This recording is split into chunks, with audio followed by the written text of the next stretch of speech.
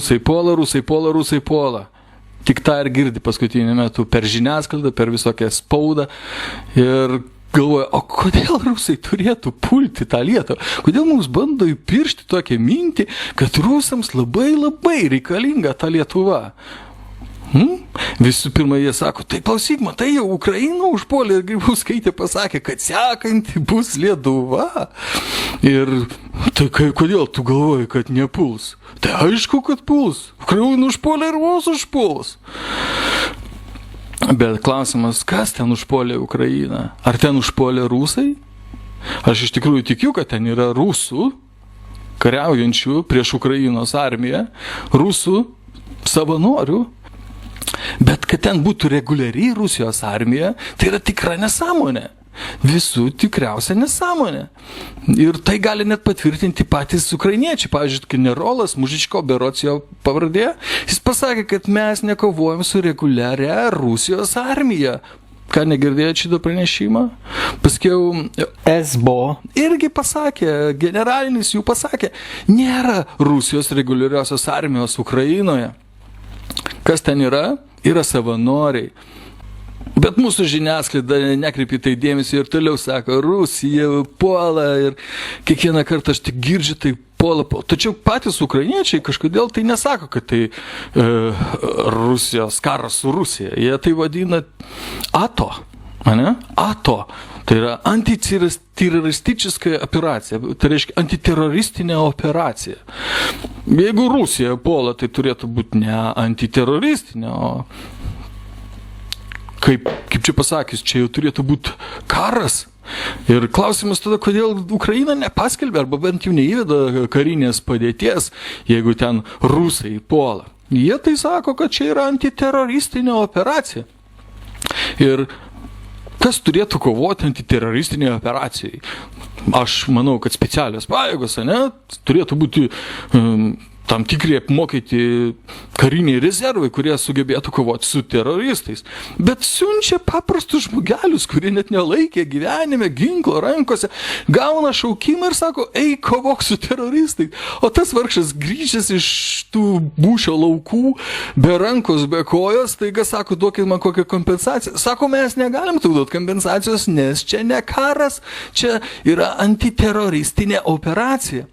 Ir kaip tai suprasti? Ar čia rusai puola? Ar čia teroristai kažkokie tai puola? Jeigu rusai, tai duokit nors dalinio pavadinimą, vado kokią vardą ir nieko. Jokios informacijos. Vien tik isterika. Puola rusai. Iš tikrųjų, rusai nieko nepuola. Ir jiems net neįdomu ta Ukraina ar ta Lietuva. Jiems vienas, kas įdomu, yra tai, kad šalia jų sienų nebūtų NATO bazių, kas yra visiškai neteisėta Rusijos atžvilgiu, nes po Berlyno sugriovimo sienos buvo pasirašyta sutartis, kad jie NATO būtent daugiau nesiplės į link Rusijos. Viena iš sąlygų sugriauti šitą sieną buvo nesiplėsti NATO link Rusijos. Tačiau po to, kai sugriovė tą sieną, NATO įtraukė dar krūvą šalių, tame tarp ir Lietuvą. Ir Rusijai nėra tikslo pulti Lietuvą. Nes kokia nauda? Kas nors paaiškinkit, kam Rusija Lietuva? Nei ten turtų kokių yra, nabagė šalis, kam jai maitinti dar vieną vargšę šalį, vargšų žmonės, nei aukso, nei naftos, nieko Lietuvoje nėra. Iš vis ubagynas. Ir staiga rusams labai norisi to ubagyno, norisi užpulti ir nugalėti visą tą ubagyną. Kokiu atveju iš tikrųjų galėtų rusai pulti Lietuvą, tai tik tai vieno. Jeigu juos užpuls pirmie. Lietuviai, žinoma, nedrįs to padaryti, bet amerikiečiai, naudodamiesi NATO bazėmis, gali taip išdrįsti. Pas mane dvi versijos. Viena, kad jie surengs teroristinį išpuolį Lietuvoje, gali surengti ir apkaltins rusus. Tokiu atveju visas pasaulis sakys, o matai, rusai užpuolė Lietuvą, bla bla bla. O kitas atvejus, jie gali paleisti patys raketą, sakykime, į Kaliningradą. Ir tada jau laukite atsako. Rusai iš tikrųjų net nežengs į tą Lietuvą. Kam jiems tą Lietuvą? Jeigu jie ir duos Lietuvai smūgį, tai tik tai bus raketomis. Iskanderiai greičiausiai. Ir, sakykime, iš Lietuvos nieko nelieka. Ypač tiems, kas gyvena Kauno rajone, Šiaulių rajone, kažkur Vilniui, kur dabar NATO štabas yra.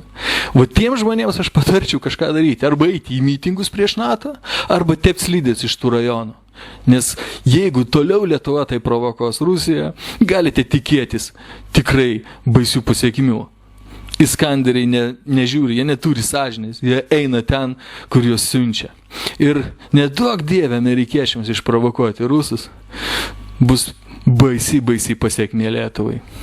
Ir jeigu dar iki šiol lietuviai šito nesupranta, jie užsikrauna savo didžiulį naštą ant galvos, didelį prakeikimą ant galvos. Vietoj to, kad varyti tuos okupantus NATO lauk iš Lietuvos, jie palaiko okupaciją ir sako, rusai puola.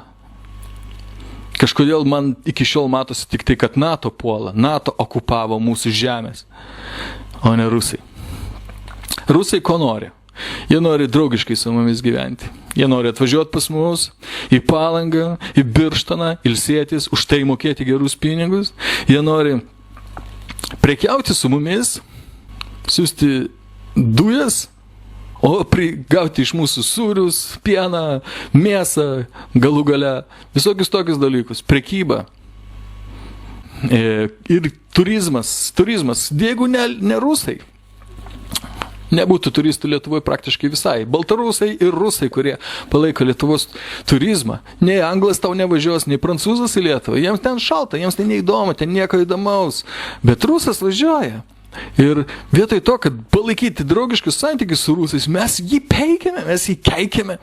Tas, kuris važiuoja pas mus išleidė didžiulius pinigus, mes jį keikiame. Mes iš jų gauname dujas ir keikiame, jūs blogi. Mes didžiausią pardavimų rinką turėjome, tenai mūsų pienas ir visa maisto pramonė ir viskas ten eidavo, nerasi pieniškų produktų Anglijai, bet tenai viskas eina į Rusiją. Ir staiga mes sakom, ne, jūs blogi, mes norime su jumis nutraukti ryšius, jūs mus puolate. Ar netrodo jums patiems viskas tai juokinga? Jeigu rusai norėtų užpulti Lietuvą, nepadėtų nei NATO, nei kažkas papildomos jokios lėšas, nei kažkokia tai papildoma karinė įranga, visa tai pinigų plovimas su to karinėm įrangom. Geriau draugiškai gyvenkime su rusais, nes tik tai taip gali Lietuva išsilaikyti. Jeigu Lietuva būtų prie Amerikos, tai jau mes būtume seniai nuskalpuoti kaip indėnai. Laikykitės, broliai. Tegul būna taika ir ramybė. Nepasiduokit lietuviškas žiniasklaidos propagandai.